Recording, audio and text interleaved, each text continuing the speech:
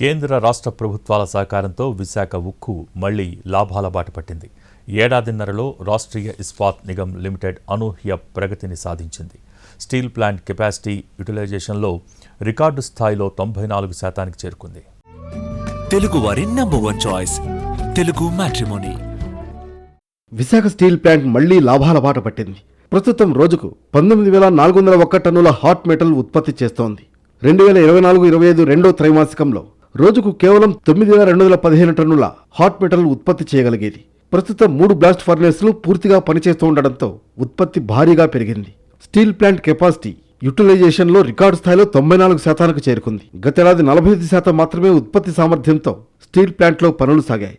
పన్నులు, విద్యుత్ బకాయిలు, నీటి సరఫరా లాంటి వేర్వేరు అంశాల్లో రాష్ట్ర ప్రభుత్వం అందించిన సహకారంతో నష్టాల్లో ఉన్న స్టీల్ ప్లాంట్ లాభాల బాట పట్టిందని అంటున్నారు. స్టీల్ ప్లాంట్ పురోగతిపై సీఎం చంద్రబాబు సమీక్షించారు. కేంద్ర ప్రభుత్వం ఇచ్చిన 11,440 కోట్ల సాయంతో స్టీల్ ప్లాంట్ నిలదొక్కుని మంచి ఫలితాలు సాధిస్తోందని అధికారులు ముఖ్యమంత్రికి వివరించారు. 2026 జనవరిలో 54 కోట్ల లాభాన్ని సాధించామని తెలిపారు. ప్రస్తుతం RINLకు క్రెడిట్ రేటింగ్ కూడా పెరిగినట్లు స్పష్టం చేశారు. అన్ని విభాగాల్లోనూ నూతన విధానాలను ప్రవేశపెట్టి స్టీల్ ప్లాంట్ను మరింత బలోపేతం చేయాలని అధికారులకు సీఎం చంద్రబాబు సూచించారు. కార్మికులు, ఉద్యోగుల సమర్థతతో మంచి ఫలితాలు వస్తాయన్నారు. విశాఖ ఉక్కుకు ప్రభుత్వం నుంచి పూర్తి సహకారం ఉంటుందని సీఎం హామీ ఇచ్చారు.